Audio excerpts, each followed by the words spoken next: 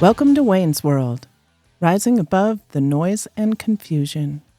It's Wayne's Word. Oh.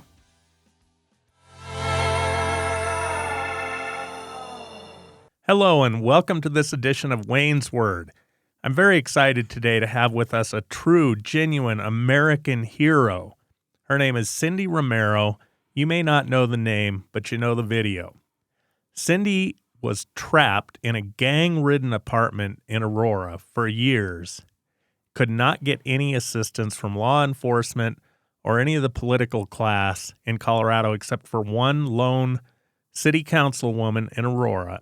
And she's going to tell us a story about gangs making her life hell and how she finally escaped the apartment that she was in that was literally taken over by gangs with big guns, looked like machine guns, and how she escaped from that and all of the various mental, psychological problems this has caused her and her family. Very big welcome to you, Cindy. Thank you for coming to my studio. Thank you for having me. George is going to put up a video here, and we'd like to have you tell us what's going on in the video. All right, here we show I have two cameras on my front door. One is a doorbell camera, and one is mounted in the corner of the door. The doorbell camera caught this section of the video. These apartments that they're running up into, was the mounted camera that was in the corner of my door, caught this portion of the video. They were breaking into this apartment and other apartments in this building, searching for the man that they later murdered that evening. About, 10, 15 minutes later, you said, after you shot this video, down in the parking lot, which is complete gang chaos, was a murder. Yes, 10 to 15 minutes after this video was shot, we heard a lot of yelling outside the building, someone saying, "Shut your mouth" in Spanish, and then all kinds of gunfire rang out from all kinds of different kinds of guns. If you can see from this video that they're all carrying different weapons. And we're told that you were exaggerating and then a lot of it's in your head because so many others in these apartments are afraid to speak up. They're owned by these prison gangs that are sent into our country by Nicolas Maduro, the human rights violating dictator, socialist dictator of Venezuela.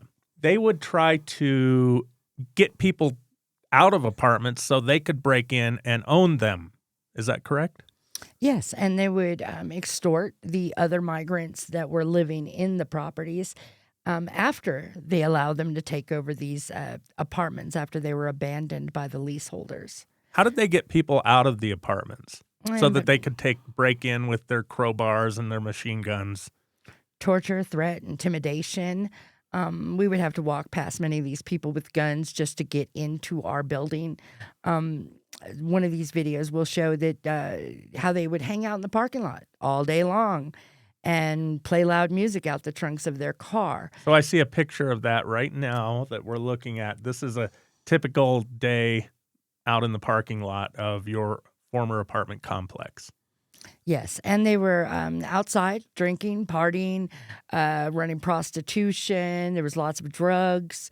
Many of these videos many of the people in these videos were later recognized and named as Tren de Aragua.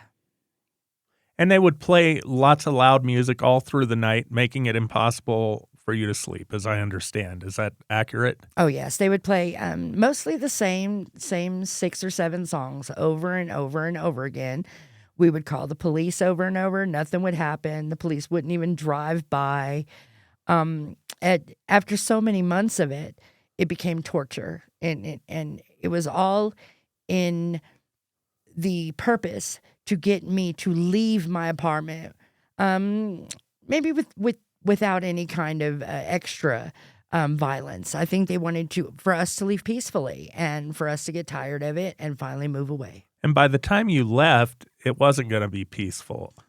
Is that correct? I mean, it sounds to me, we discussed this before the show, that you had to escape your apartment. Yes, by the time my video went viral, Within the next 9-10 days from the time I recorded the video to the time it was released, we used those 10 days to look and gather any money we could get together and gather any friends that we could get together to try to help us move out of this apartment because it was not sustainable. We were going to be further victimized. These people knew we had cameras. They knew we had guns. It was just a matter of time before they decided they were going to stop waiting for us to leave our apartment so they could come in and take it over. So we're going to get into some great detail. You won't want to miss any of this story about what it was like living under the tyranny of a foreign prison gang and how Colorado essentially welcomed them into the state. This is a sanctuary state, and Denver is a sanctuary city, and Aurora abuts Denver. It is a sanctuary state and city in every way. That is why the TDA gang, we have emails from the TDA gang that police intercepted where they wanted to make Denver their headquarters because it is so illegal immigrant friendly. And we're going to talk about the gun bill. I wanted to talk about another video that I don't think anyone has ever seen other than you and your husband. And that is one where, tell us why he walked out of your home, looked like he was in bed at the time or getting ready for bed, and he had to walk out into the hallway carrying a handgun. In the weeks leading up to the recording of this video, we had slowly watched them kick in the doors and take over all the vacant apartments on the property. We could not take anymore for our torturers to move onto our floor where they'd be even closer to track everything that we do, to torture us, to get us to move off the property. We finally decided that we had to stand up and defend ourselves because the police would not come to our many calls requesting help. Okay, so your husband is going out trying to get rid of gang members. Yes, we're confronting them and tell them that they do not live here. We know they do not have a lease, and that they're just not going to be allowed to take over these 2 empty apartments after they'd obviously run out the leaseholders that had lived there. And you can see the handgun in his right hand as he crosses the hallway. You wanted to stay in this apartment. Apparently this is where you'd lived for a long time. Yes, I'd lived there for 4 years, and I planned on dying there at one point or another. Every member of my family had stayed on my couch overnight when they come to visit. My grandchildren had come over and stayed the night several times with me at that apartment. It used to be a safe place to go. And once the illegal immigrants were allowed to come in and not only take over the property, change the locks on the outside of the buildings, kick in the doors, take over which apartments they wanted, but they made it to where we didn't feel safe enough to have visitors. We weren't comfortable bringing friends and family onto the property, so they would have to be subject to walking past these people that were armed to get into our apartment. Our taxpayer dollars imported these criminals, and now we're changing laws to where we can't protect ourselves from them. So the gangs come in, they run people out, then they take over the apartments and move people who they choose in, and then they control them and take rent from them. Yes, This is how it worked. Mm-hmm. As your new landlords, these rogue new landlords, what was the property like under the management of the gangs as opposed to the management of the company that legally owned the apartment complexes? Well, we had just started to see improvements on the property when the illegal immigrants came in and started to destroy it. So we had just started to see new mulch in the front courtyard. Our parking lots were being cleaned regularly by the same people who would come into our buildings and mop the floors. Until the illegal immigrants moved into the buildings, then things changed rather quickly. The parking lots would remain trash covered. The abandoned food, beer bottles, furniture that they'd moved out of these empty apartments for them to take over, anything unwanted, they would just move out to the courtyard and leave there.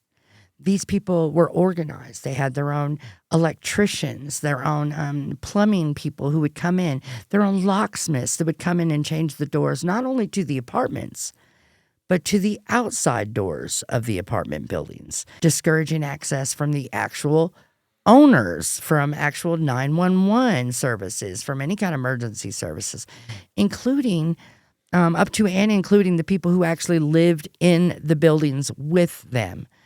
So they would have to knock on the windows of the outside of the buildings, and then someone would come out, identify them as okay, and then open the door from the inside to allow them in.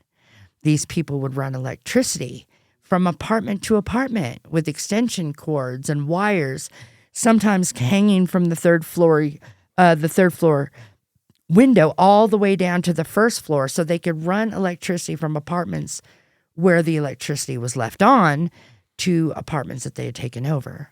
Because a lot of these people, when they abandoned, the leaseholders, when they abandoned their apartments, a lot of them left their electricity and their utilities on.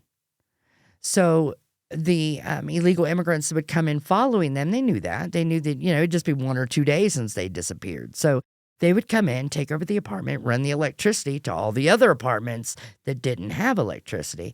And that's how they would survive. At one point, when my neighbor finally could not take it anymore and she moved out, I was standing in her apartment when a group of guys came in. One forcibly pulled the air conditioner out of the wall and took off out the door with it and ran down the stairs to take it to their apartment that did not have electricity. 2 other guys came in, grabbed her couch as she's moving her stuff to the U-Haul, grabbed her couch and took it, left with it, just took it to whatever apartment they lived in. These people would remove doors to the apartments they took over, and the next day we'd come back and they'd have a new door with the same apartment number on it, which just let us know that they were taking it from other buildings with the same apartment number. And then they would paint the door.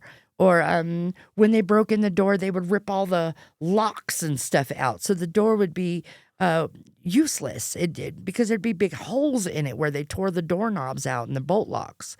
And they would just replace the door, the whole door. So to say that these people did not take over these properties, that's dead wrong. They took it over. They took it over. And all of the people who lived there, whether they were paying these criminals rent or not, they were all being victimized and terrorized by them daily. You actually, when they first started coming in, and at this point, you have at that point in time, you had a whole different view of immigration. You were pretty compassionate. Didn't you try to help even the gang member illegal immigrants? Yes. We donated so much food and clothing and advice and phone numbers and information, and we gave them bug spray. We gave them everything that we could to support them. And in the beginning, prior to all this carrying guns on the property, we thought it was a good thing, that it was compassionate for us to help support these people who were obviously trying to escape from something. Unfortunately, the people that were here seeking asylum were seeking asylum from the people they brought with them. Who came across the border at the same time or near vicinity. Yes. They didn't actually bring them intentionally, but they came across the same way that the law-abiding, well, I guess you're not law-abiding if you cross the border illegally, but these are not hardened criminals, most of them. Yeah. But a lot of them were being victimized by Trinidad in their country before they left there to escape to our country. And Trinidad just followed them. But as predicted, like I said at the very beginning after my video went viral, eventually TDA was going to set its sights on something a little bit more profitable, because you cannot victimize poor people forever. There's no money in it. From people who are immigrants from the same country. Yes. Yes, and we met many immigrants, not just from Venezuela. We have also met many Haitians and stuff that have traveled through the buildings, and so many people, so many migrants had moved into the property and then sought gainful employment and moved out of the property. And it wasn't those people that we were worried about. We were like, yay, we were cheering for them. You've succeeded in, finding work and finding a better way. Until they started victimizing us, making our quality of life worse, deciding that their idea of an American dream, they can steal it from another American to get it. That these are just things that we could not follow or support. Because they are criminals, in fact. If you are a member of a prison gang, you are inherently a criminal. Yes. And these people, although there are some here looking for a better life for them and their family, there were others here that were, especially the younger people that were hanging around with guns, they were looking for a free ride. And they were getting it from our sanctuary city status. They were getting it from Denver's mayor saying, come on, come all, we'll help you and support you. But these promises weren't kept because once they arrived, Denver infrastructure could not support it. So once they timed out of the homeless hotels, they would camp on the streets. And then Mike Johnson, who campaigned on ending homelessness, could not have that making him look bad. So they swept the encampments. So where were these homeless people to go besides the neighborhood, counties, and communities? And although Aurora did not support sanctuary policies, they even came out and passed a proclamation that they were not going to support the sanctuary policies of Denver. They didn't have any choice because these people all ended up in their communities and surviving based on their infrastructure. Anyway, this set up a situation where all of the political class, having created a sanctuary city and a sanctuary state, and the sanctuary city being the largest city in Colorado, they couldn't acknowledge what was going on with you and the others in that building, in that multi-building apartment complex, because they had to not be embarrassed by having invited all of these immigrants and basically approving of an open border in which nobody is screened. Yes, exactly. Exactly. They used our tax dollars to encourage these people to come to the community. And once they did, once they got here, they didn't have the support necessary to support them. So it was cruelty on so many levels. It was cruelty that these people did not get what they were promised to come here. Then they victimized people who didn't get what they voted for because most people did not want this in this kind of volume anyway. Even if we were supportive of the idea of immigration, we did not expect as a people the volume that would happen, the influx, the amount of people that would come through all at once.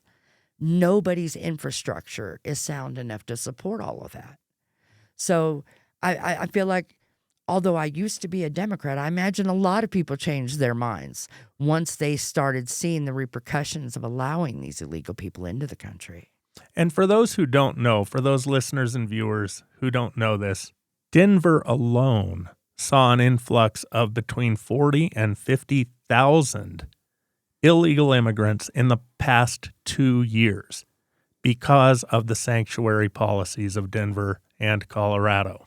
40 to 50,000, and that may be a low estimate, who have come in. And we already, before they came to Colorado, had a statewide homelessness crisis, which is related to a statewide housing crisis in which young working people, not all young, but working people, maybe with 2 incomes, they're lucky if they can find a 1-bedroom apartment along the Front Range of Colorado.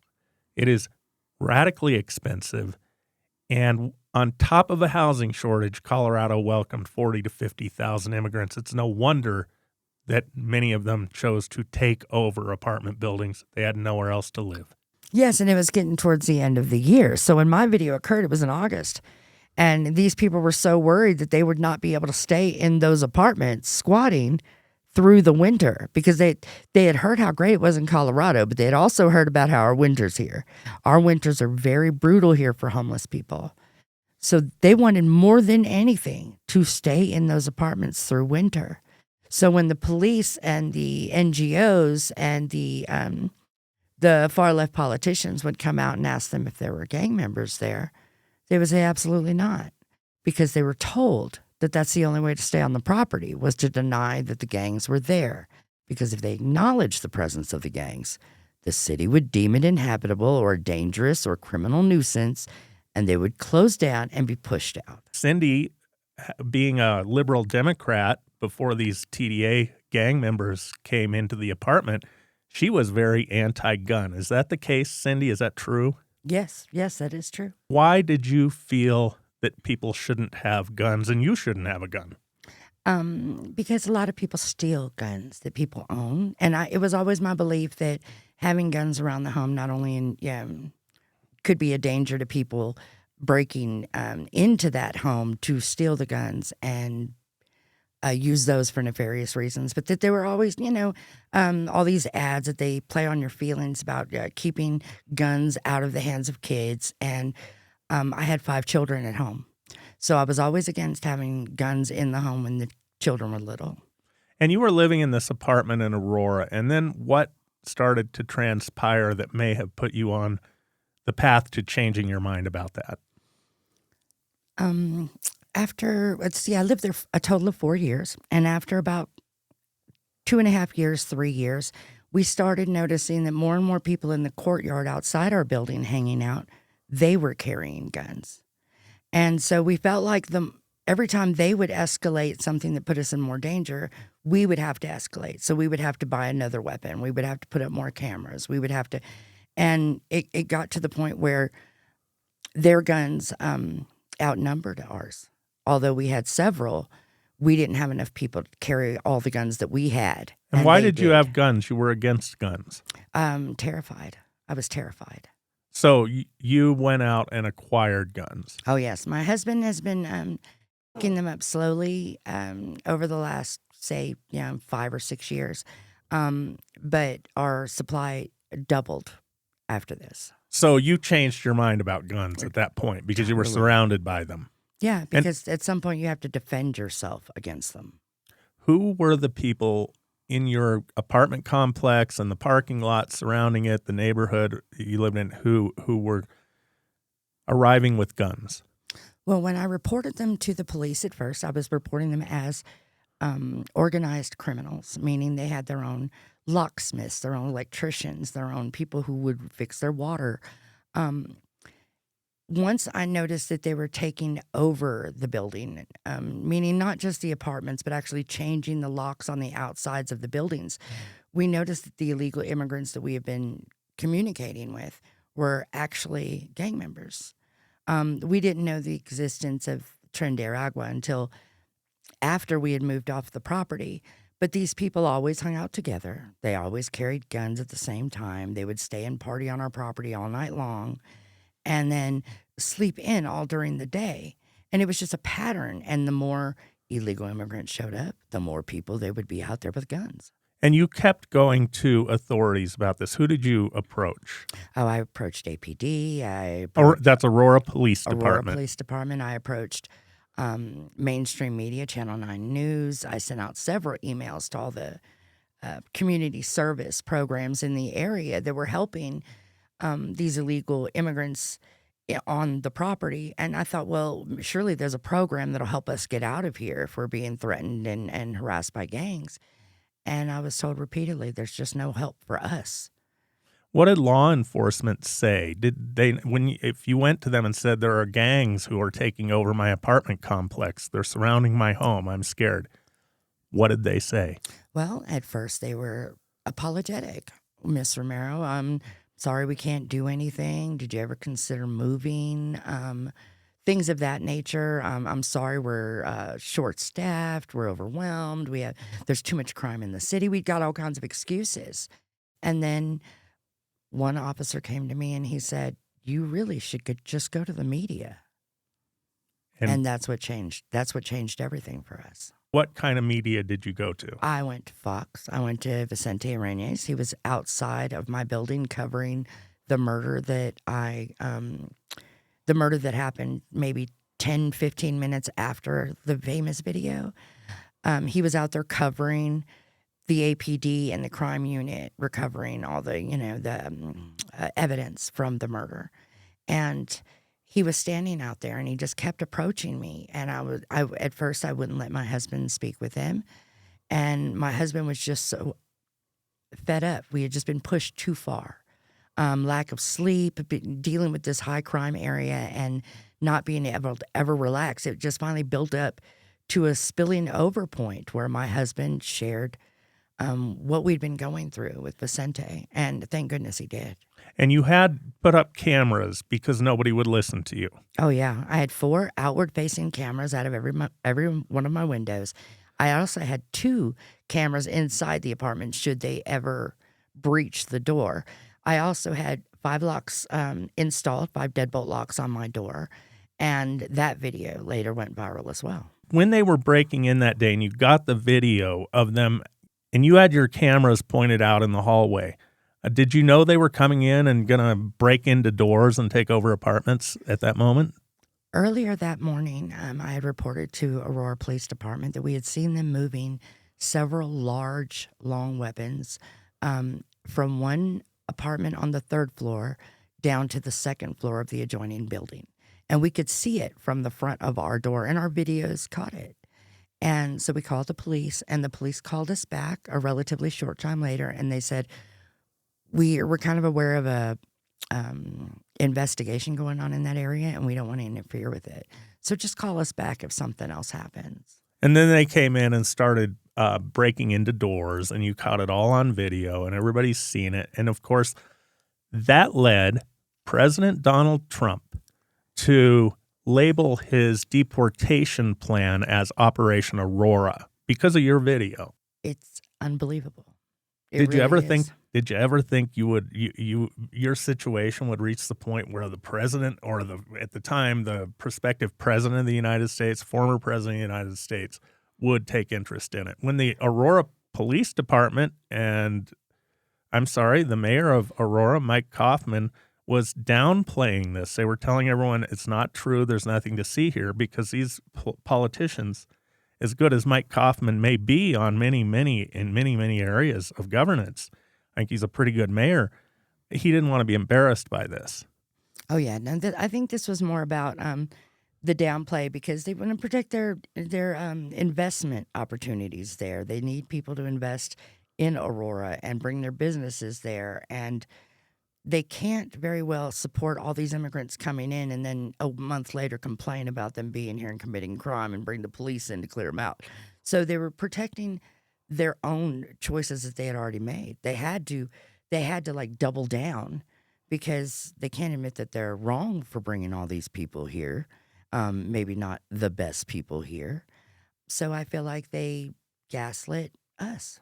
And that was Denver Mayor Michael Johnston who decided, and his predecessors, and the city council of Denver decided that Denver would be a sanctuary city. Roll out the red carpet. Between 40 and 50 illegal immigrants poured into Denver in the last 2 years. And Aurora is right next door to Denver. That's a political boundary is all. You don't know whether you're in Aurora or Denver. And so their sanctuary city policies have greatly affected your community, Aurora. Oh, yeah. No, and they brought in all these illegal immigrants. You know, we love illegal immigrants into Denver. And then Denver quickly realized that their infrastructure could not support it. Even with all the funding going to these homeless hotels and all these ways to house these people, they certainly quickly ran out of funds. So they pushed these people. They would time out of the homeless shelters. They'd go out onto the streets, into the encampments, and then Denver would do their encampment sweeps. And these people had no choice but to move out of Denver into the surrounding areas. Right, and a number of Colorado communities have tried to sue Denver for doing this because they don't stay in Denver, as you have learned the hard way. What is it like to live in an apartment complex that is owned and controlled. It's not technically owned, but is under the control of a foreign prison gang. It was terrifying. It was high stress. It was you never could relax. Most people get home from work at the end of the day and there's this huge sigh of relief and they're home and they can relax and unwind and recover so they can face another day. We never got that. We get home from work, we'd go to relax, we'd have to pass 15, 20 people on the way to our door with guns. When we finally would, and also we could not communicate with these people because they don't speak what we speak and we don't speak what they speak. So we would have to kind of like nod and smile our way through the buildings to get to our apartment. And then we had to worry about them kicking in the doors, which means you never sleep well. You never relax. You never get that recharge to face the next day. It was terrifying. It was probably the worst experience I've ever had. So you lost a lot of sleep. Did it affect your health? Oh, yeah, a lot of sleep. My husband has had all kinds of health problems. But more important than that is the PTSD that we're left with, because now loud noises, groups of people outside our door. The very first thing I did when I moved into my new apartment, nearly 45 minutes away, was install more cameras. How much faith do you have in simply calling 911 when you're living in a situation like that? You're surrounded by gangs. They've taken over entire apartment buildings, several of them in Aurora. We were so used to calling 911 and not getting a response or getting an hour's delayed response that we were literally making jokes about it. And we still do make jokes to this day about you can't call 911 to save you anymore. Now you have to protect yourself. When moments count, they're, in your case, hours away at best. Oh, yeah, after you stay on hold for 45 minutes with emergency services. Then it takes another hour and a half for them, Aurora Police Department, to gather 5 or 6 police officers with the required protective gear and weapons to come up in and stage any kind of attempt to defend that kind of property. I have many videos of them coming well prepared to do battle, but they left me there without any protection. And at no point did anyone ever say, Mr. Romero, this might be a violent prison gang that we've known about for a year. I would have made sure that I got out of there then. They continue to say that we're just aware that they're criminals. Did the gangs call the police on you? I have heard that. I don't know if it's true. It is absolutely true. Once they were taking over our floor, and we had got to the point where they were taking over apartment by apartment in our building, and we were seeing the progression of them steadily creeping up to the third floor apartments where we lived. At one point, we had to confront them and defend our floor and be like, well, we know what you're doing with the rest of the buildings. We don't want you up here. We already know what we have to deal with. If they can frighten you out of your apartment, that's an empty apartment that they can show up with crowbars and machine guns and break into and own. Oh, yes, and they watched my locks being installed. So they knew that my apartment was not only in great shape, because codes had checked it several times when they were coming through saying it was just codes, but I also had the most secure apartment on the property with a great tactical advantage on the third floor in the corner apartment where I looked right down over the parking lot. Them wanting my apartment was tactical. And somebody was living in that apartment before I even pulled my U-Haul up out of the parking lot. Other people in the apartment complex where you live, would they speak up about the gangs or what? I'm wondering if people who live in an apartment that is infested with gangs, threatening, terrifying gangs, if they also go to the police, if they tell people about this, do they, or are they afraid to? The neighbor across from us, diagonal, the famous door from the video, the original leasee of that apartment, long after she had moved out of the apartment and was safe, after they intimidated her and threatened her and her kids till she moved, she actually came forward and did an interview with Univision and detailed the many threats that they had received coming home from school. So at one point, she did come forward. my neighbor directly next door to me, she has a family that's well off, and she didn't want to embarrass her family and take extra chances with her life now that she's escaped. But there's one neighbor, the neighbor directly across from us, who was living there with her teenage daughter. We don't even know what happened to them. They disappeared in the middle of the night. It never caught on any of my cameras. Nobody ever saw her leave. And to this day, nobody's ever contacted her. Well, I hope they're okay. I'm hoping that she moved to a better place. But it is difficult for people. You now, having been not long ago, an anti-gun person, Mm-hmm. now you're protected by your own guns. They belong to you and your husband. So you can come forward. But it seems to me that there would be a lot of people that would be afraid to come forward to talk about a gang because of retaliation of the gang. I think that the stress from overcoming all of this, from having to move within a week and leave my home that I really sought to defend, this has changed my opinion. It's changed my opinion on who you can rely on to protect you. And I mean, we're taught, as Americans, we're taught from kindergarten, if you call 911, help is going to come. Well, that has not been my experience the last 2 years. So I've decided that you cannot count on the police to be there to protect you. You have to protect yourself. Governor Jared Polis, when you're, even after your video came out, went public saying that this is an exaggeration. Really, there's nothing to see here. Probably same motive as most other politicians who aren't in any way associated with this. They didn't want the bad publicity. They didn't want people to think Aurora was a bad place.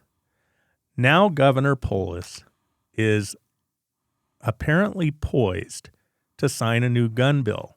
It's known as Senate Bill 3, and this would ban the purchase of many of the kind of guns that you and your husband have to protect yourselves from these gangs. It would ban the manufacture, sale, and transfer of most semi-automatic rifles, shotguns, and handguns. What do you say to the governor about that and the legislature that passed this bill?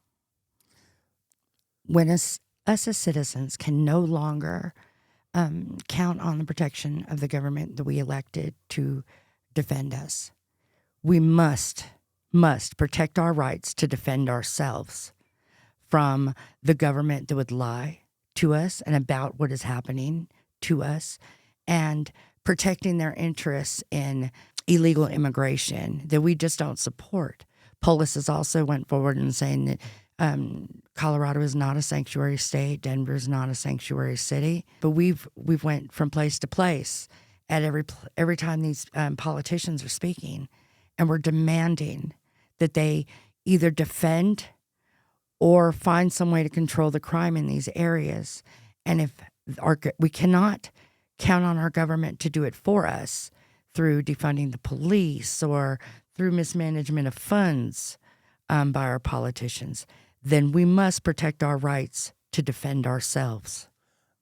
The Senate Bill 3 that may be signed into law, God forbid it gets signed into law, it's extremely elitist. Wealthy people will be able to jump through their hoops, take the time. What this bill does is it basically bans the sale, manufacture, purchase of most common guns. But it doesn't ban it for rich people because effectively they have altered the bill to appease Governor Jared Polis, who is a very rich person.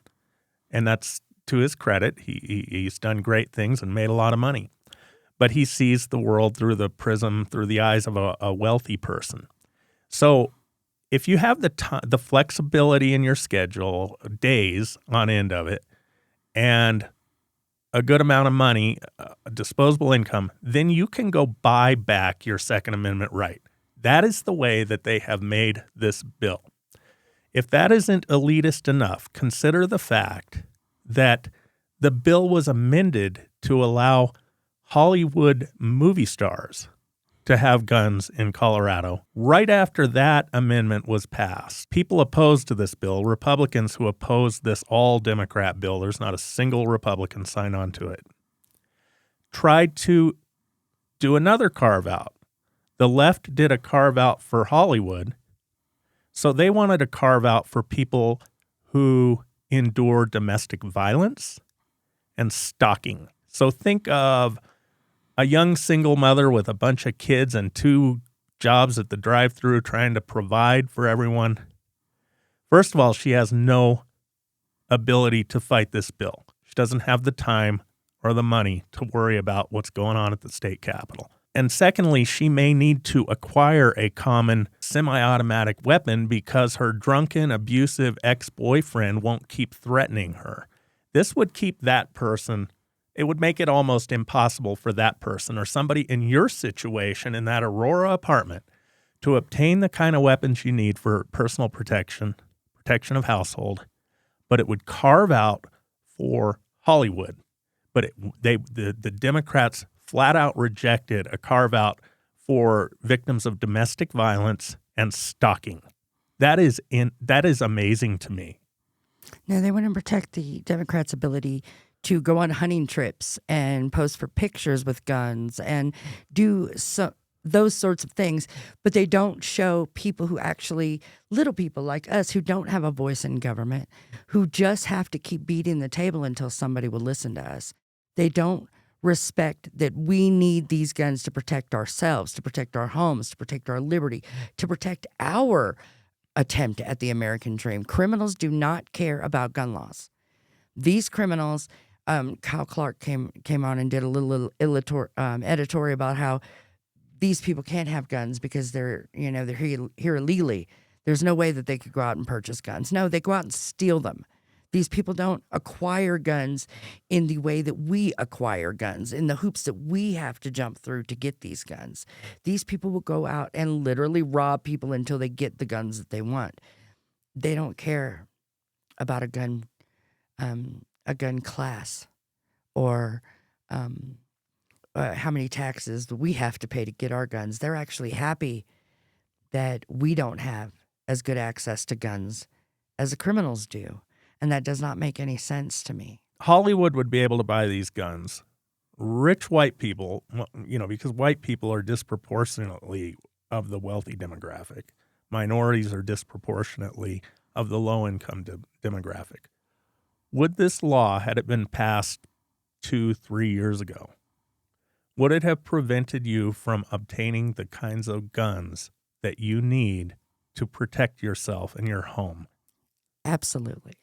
Okay, now these gang members who you've sort of become familiar with, I'm guessing you don't know them personally. I talked with them quite a bit. I donated a lot of stuff to these immigrant families that were living illegally in these apartments. I donated everything I could, just to protect myself, because I felt like as long as I was giving, then they weren't going to come take. Be nice to your enemies. Well, they hold said your friends close, your enemies closer. The actual murder victim of the day of my video, he told me that those guns that they were carrying were there to protect all of us. And he was a TDA gang member who was murdered? And they murdered him that night. Hours after you shot that video that went viral? 15 minutes after I shot 15 minutes. Yeah. And what's the murderer, one of the men you videotaped? Yes. Did they get him? They arrested one man shortly after the murder, and they were able to recover one of the automatic weapons that was used, but there were many guns. I have one video that a lot of people haven't seen that was just the gunfire from that day. It was so many different calibers of guns. There were thousands of dollars worth of property damage. My car, my husband's car, riddled with bullets. Many other cars along that block were riddled with bullets, windows out. Are they going to obey this gun law? Would they go into Scheels or Sportsman's Warehouse? And first of all, would they go to a sheriff's department? Would any one of them go to a sheriff's department and say, I would like a permit to take a course so that I might qualify to buy? This is what the bill does. You would have to go, if you're wealthy and have a lot of time on your money, you go and you apply for a permit. If the permit application is approved, then you can take a protracted gun safety course. Then you have to pass a final exam. All of this you're paying for along the way. And then the sheriff might, at his or her discretion, give you a permit to buy the kind of guns that you needed just to be able to sleep at night. It's kind of ridiculous that they want to literally spend taxpayers' money to bring the criminals in, to victimize the taxpayers, then ask the taxpayers to pay more money and take a class and pay extra taxes and fees to protect themselves from the criminals that their taxpayer money's paid to bring in. And you wouldn't be able to do that. No, I wouldn't have. And there's no way I would have been able to afford all these different classes and stuff. And I grew up around guns. My father was military. My husband's father was prior military. We grew up with guns in our household. Whether or not we were comfortable with them, we still grew up around weapons. To take and make a travesty of what our constitutional right should be, it's ridiculous. It's terrifying that they think that, taking that one step for taxes and classes, that's going to stop criminals from acquiring guns. It's not. It's just going to slow regular Americans down from getting them. So not one of these people who you've met who are the TDA is going to walk into Shields or Sportsman's Warehouse. It's not going to happen, right? Because then you would subject yourself to the scrutiny of law enforcement. Yeah, these people don't have IDs. They're not paying for insurance. They're not paying for tags on their car. They're not paying for any of these things. They're not paying to file for asylum. They're not paying for anything. They're there. They're literally here to take what we can give them for free, or what they can take, give it to them or not. Now, I keep hearing that this is being exaggerated, the gang problem, for two reasons. They tell us that it's exaggerated. First of all, like we explained, these leaders don't want to be embarrassed by this, something that they have been unwilling and unable, apparently, to resolve. The other reason that you're not getting any response from them, I keep hearing that this big concern about immigration and illegal immigrants is somehow racist, that it's really just blown out of proportion because a lot of white people don't like brown people crossing the border. That's the narrative on the left. Do you have a problem with brown people? No, I'm a brown people. Yeah, you appear to be a brown person, and you have a Hispanic surname. You're Hispanic. Yes, I'm Hispanic. I have a background in people from Mexico. I have a lot of friends and family that traveled here from Mexico decades ago. 2 generations removed now. But I do have children in Aurora. My children, although they're grown now, I convinced them to move to Aurora because it was beautiful and it was a safe city. And I really felt like it was safer 4 years ago. So I convinced my family to move to Aurora. And then then we brought in all these illegal immigrants that started terrorizing us on our properties. But we're all lower income, lower middle income Americans. So you're kind of limited to the kinds of housing that you can get. You're limited to low income. And so as we were looking for apartments, we were going around all the apartments in Aurora and some in Denver, and we're seeing the same sort of things at these apartments. So Aurora politicians and Colorado politicians at large, and even bigger politicians in the federal government that at the time were denying that this was a problem, letting all these millions of people in. We had to do something. So banging on the table was our only recourse. That's all we could do, was just keep saying it's a problem. And when we first released the video, it was with the hopes that the people of Aurora would come together and say, you know what, this is a problem. Let's fix this. We weren't expecting that we would get called liars, called racists, say that this was exaggeration of the truth. These were real gang members. These were real things that happened. And I wouldn't waste my time if it was a small handful of people. From the criminals' own words, they literally said that they had 200 people watching the property already for them. This wasn't a small problem. It wasn't an isolated incident, and it wasn't confined to a few properties. And that's the narrative that the left was pushing. So you're telling us that when you wanted out of the gang-infested Aurora apartment, you went looking around the city. And we are now, the acknowledgement that has finally occurred from the police department, the mayor, perhaps the governor, is that, yes, there was gang takeover of apartments, but it was only a few, just a few protection rackets going on in Aurora, not a big deal. Well, this is not true. No, and then once the crime continued to occur at the apartments, even after I had moved out, they couldn't continue with that narrative. Then they have to, and they give you an inch, even though it's really way worse than that. And then Heather Morris, the interim police chief at the time, she said that there was definitely gang members living there, but there was a different narrative that nobody else was seeing. Well, no, these gang members were being protected by the illegal immigrant squatters that were in those buildings. So they didn't come forward and say, hey, these are gangs, until December when the kidnappings happened. Tell us what kind of kidnappings. In December, there was a couple kidnapped and taken from one apartment on the edge of Lowry to another apartment at the edge of Lowry where they were tortured and robbed. I recall this story. Yeah, and they were robbed. And that's when the new police chief, Todd Chamberlain, came down and said, oh, this is a travesty. These poor immigrants are being victimized by other immigrants.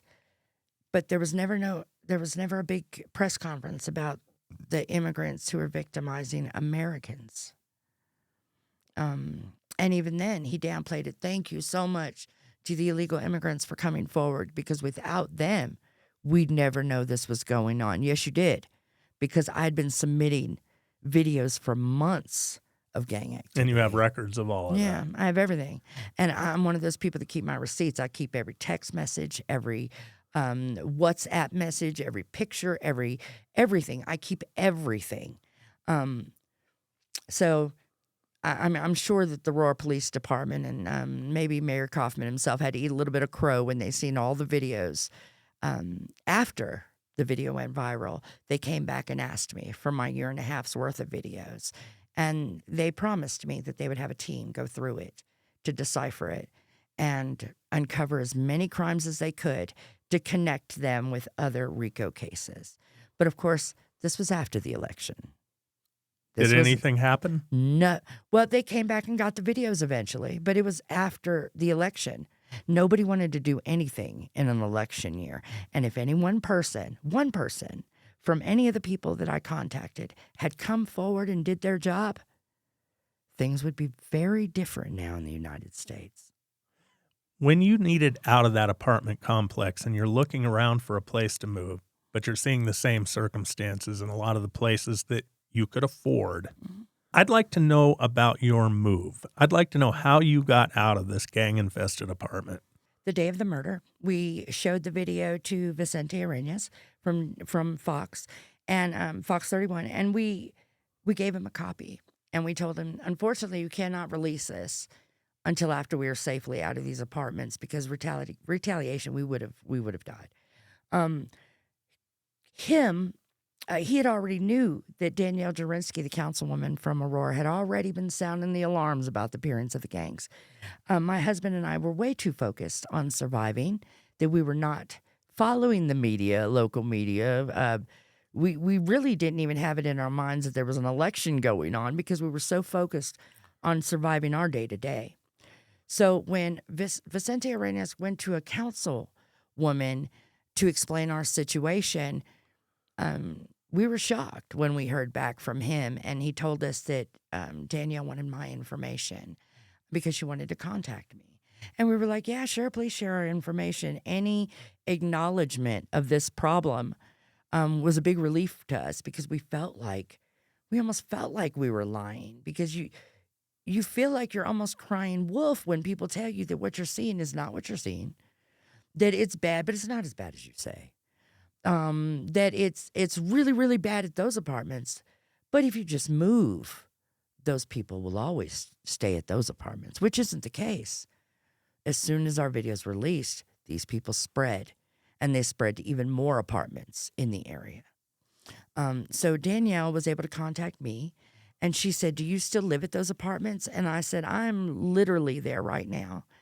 And she said, "I'm going to get you out of there." And I just broke down crying. This is after months of trying to get help, months of no sleep, months of begging the local police and politicians to help us. So when she finally called me and said that, she would help us get out, we still did not know that it was Tren de Aragua.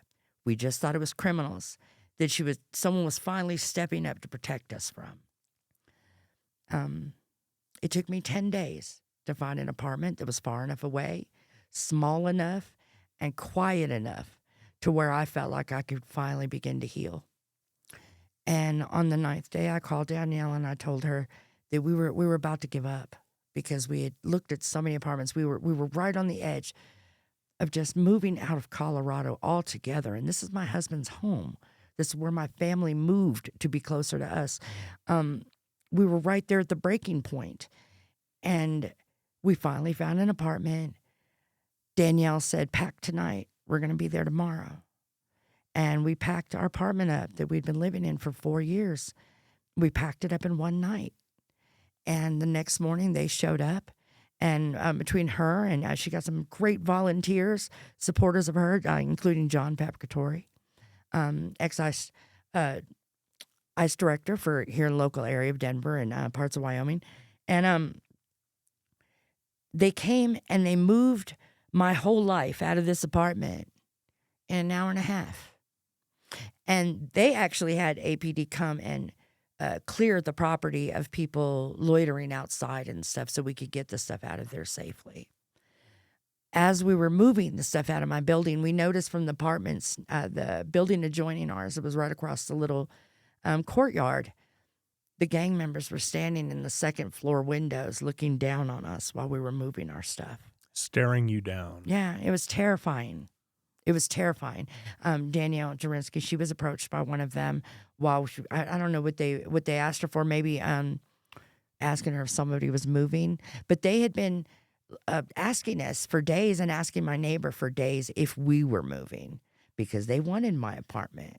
And I imagine they wanted to keep their guns there because, like I said, most secure apartment on the property. I put $160 worth of locks in my door. The locksmith had told me that they'd have a better chance knocking down the wall than they would getting in that door.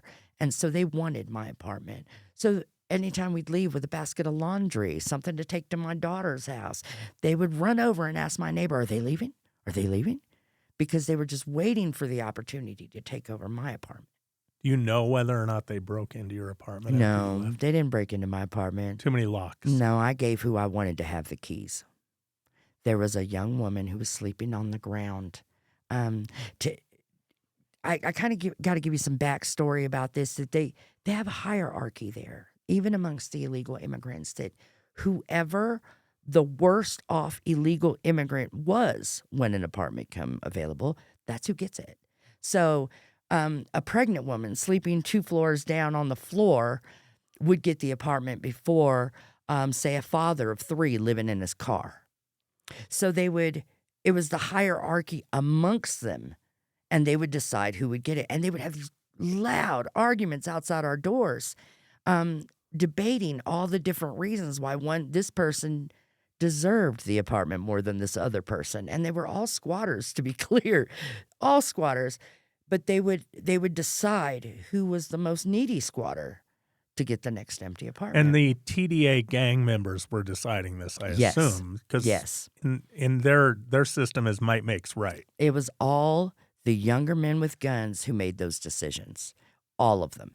They would intimidate the other people who were arguing for a chance to get these apartments, and they would strategically instill gang members on different floors. So there would be at least one gang member on the first floor, maybe 2 gang members on the second floor in separate apartments, And then, of course, they wanted my apartment, and I lived on the 3rd floor. But I think it was because it was strategic. You could see everyone coming and going from my apartment. A lot of the other apartments, you could not do that because of trees and other obstacles that they couldn't see around. I was just high enough to where I could see anyone coming up the street, anyone coming the other way. Obviously, I lived right there on the corner. So you could see everybody coming each way from a 4-way stop. And you could hear police for miles should they show up from there. So when I got ready to leave, I left my keys to a specific family who had already taken over most of our floor anyway. And they gave the apartment to their young niece who was pregnant and sleeping on the floor 2 apartments below mine. Good. So it went to somebody you approve of. It went to somebody that was not a gang member. Okay. That was very important to me. I did not want these criminals to have a foothold in my building. I planned on living there the rest of my life. All of my kids, my grandchildren, they had all come over and slept on my furniture at that apartment. It broke my heart to not be able to have my children or my grandchildren over there anymore. I was not going to let another woman be victimized by this gang. So I gave the woman that I decided was the neediest of that family that had already taken over the floor, and I gave her the keys. And it's basically a vault. Yeah. And I seen videos of the apartment after I moved out. Looked relatively the same, untouched by the gang. The doors are still intact, or the locks are still intact. It was still, and they even decorated for Christmas. So it was still very well taken care of after I left, even though the gangs were still on the property till December. With between 40 and 50,000, and that may be a low estimate, 40 and 50,000 illegal immigrants who have flooded into Denver in just 2 years. There isn't enough housing stock. Young adult couples who work 2 jobs can't afford homes along the Front Range of Colorado. No. So these illegal prison gang members, and of the 40 or 50,000, I don't know the percentage, but it's apparently a pretty high percentage because Maduro, the dictator of Venezuela, naturally wants to send his criminals, his worst criminals, this way, and that's what he's done. And that's a smart thing to do if you run a country and you want a lower crime rate and you don't want to be burdened by these people, and you don't even want to keep them in prison and have to pay for them for the rest of their lives. You send them to the United States. They need housing, so they come into apartments. They take over apartments one at a time, and then they move some people into them. Is it usually the TDA themselves, or do they move other people in and charge them rent? There were so many times that we would walk by these apartments as after they had been taken over, and there'd be 15, 20 people in there. There'd be sheets pinned or taped or stuck to the ceiling to divide off sections for per person. Like it would be if they were in a jail or a barracks or something where they could fit multiple people in these tiny itty bitty one bedroom. These are one apartments. bedroom. Yes. And so they would have not just one family in an apartment. It could be a whole community that all traveled together here in one apartment. And as bad as my apartments were at the front of the apartments where the video took place, the buildings that were just down the street of the same apartment complex, the gang members would tell me to avoid those buildings because the real criminals were down there. And I believed them. I never went down to that end of the property. We did send codes down there to take a lot of pictures and videos of the end of the property. But our belief was that the worst of the criminals were in those other buildings. And that's where the kidnappers and the torture took place in December. What do the TDA gang members do when they move a family or 15 people into a one-bedroom apartment? What do they do to those people? Is this an effort to collect rent? Oh, I'm sure. I'm sure it's an effort to collect rent, have people. I mean, if you're victimizing a group of people, you don't want them to get away. You don't want them to spread out to where you have to go looking for them. So you put them all in the same place. And if you've already threatened the owner of the building, and you're pretty confident that he's not coming back because you've threatened his life, put several of his employees in the hospital. After all of that, you don't want the people that you're victimizing to get away. So you move them all into one place so you can keep an eye on them and steadily victimize them over and over again. So these immigrants that moved into these apartments, they were feeding the gang members, cooking them food. They would all have all these community meals and community parties and drinks all the time. So it was very useful for them to keep these victims nearby. And these victims are the very people who this Senate Bill 3 targets. It targets them. It doesn't target the gang members. It doesn't even target me. No. I could probably manage to jump through their hoops. Yes. Although it would be a burden for someone like me, I could probably do it. But these people who you saw being exploited by the gangs, again, they would be absolute targets of this bill. Oh, yeah. No, it guarantees that they will continue to be victims. It guarantees it because their hands are already tied so many ways, but you tie their hands more for ways to protect themselves. And they're victims forever. They're victims for a generation. They're victims for 2 generations. So what is your life like now? You did manage to find an apartment that is not gang infested? Not gang infested, no. In a much nicer part of town? It's still low income. It's I never did this for any kind of money. So a lot of people who think that I do interviews and stuff like that I'm getting paid to do this. No, I still work a very low income part-time job. My husband works 2 jobs just to make ends meet for a low income 1-bedroom apartment. We both go to work every day. I do interviews and podcasts and sound bites, and I speak out on X, and I do what I can to get the word out because that was my feeling. I don't want anyone else to be victimized the way I was, and I'm not going to continue to be a victim.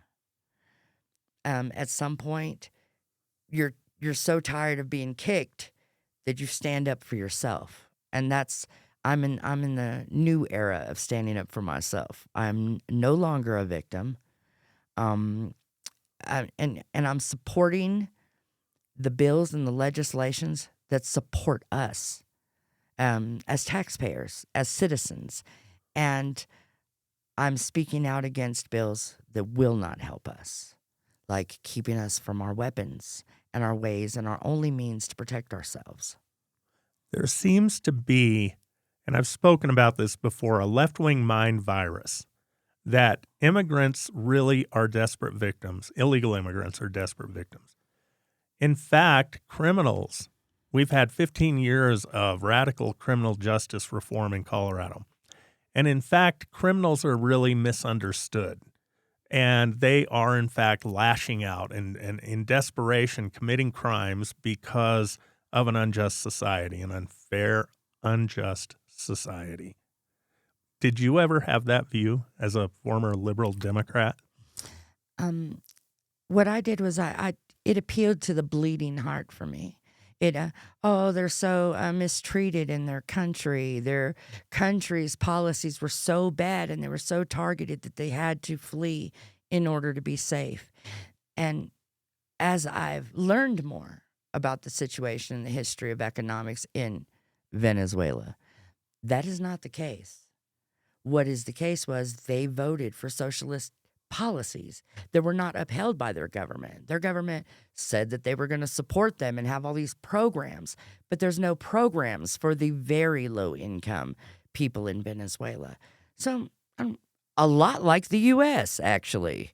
But I hear it's a lot safer there now. And that's a travesty. That's a travesty because when the police asked these illegal immigrants following my video, are you being victimized by the TDA? and they all covered for them. Every last one of them, 4 months, until it affected them personally, and then it made a huge explosion for the Dems. They were like, "Yes, finally, we've got somebody, an immigrant, to come forward and say they were being a victim."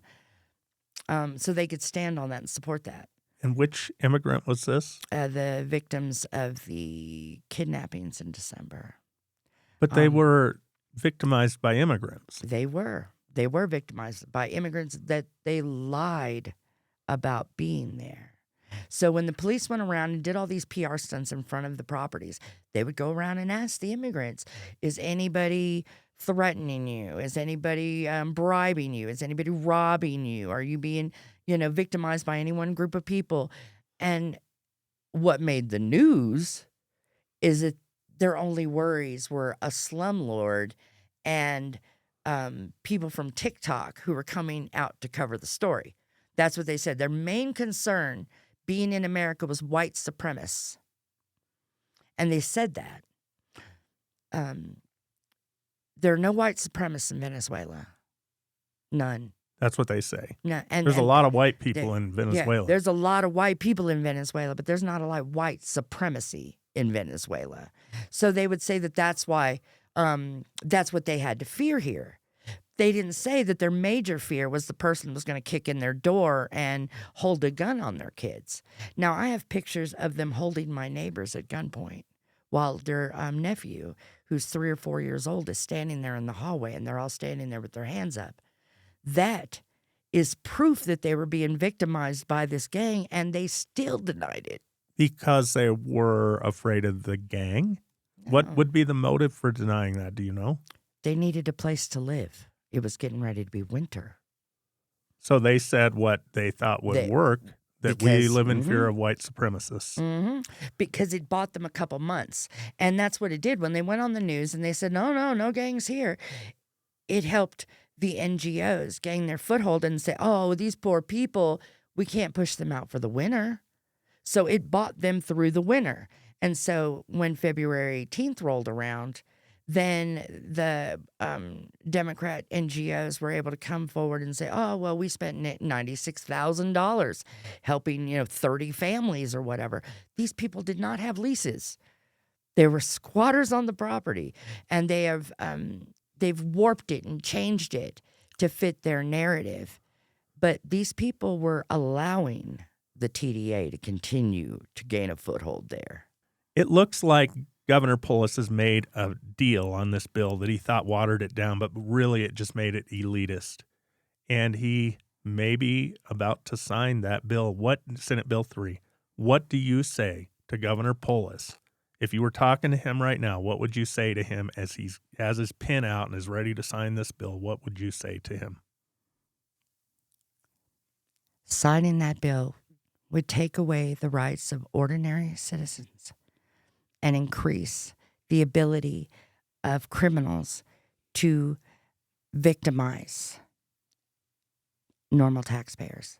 I would hope that he would have the foresight and the knowledge to know that taking guns away from responsible gun owners is not going to help the rising crime statistics in Denver and Colorado. That not only does there need to be reform in the way that these criminals are charged and end the catch and release, but the common citizen needs to be able to exercise our right to protect ourselves. If you couldn't do that, do you think we'd be having this conversation today? No. And if I didn't have the confidence of knowing that my home was protected when my family's there alone, I would have never survived this last year. I feel like knowing that I had protection, personal protection in my home, that allowed me to have the only bit of peace that I did have, because you're not so afraid of the bullet you see coming, but the ones coming from the second floor above you behind your back are the ones you're worried about.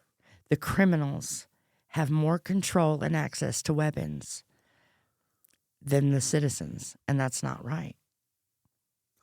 Cindy, thank you very much for sharing your story with us today. I'm sorry. It's great to meet you, and it's good to talk to you. I'm sorry for the circumstances that brought this about. Well, thank you for having me. Thank you very much.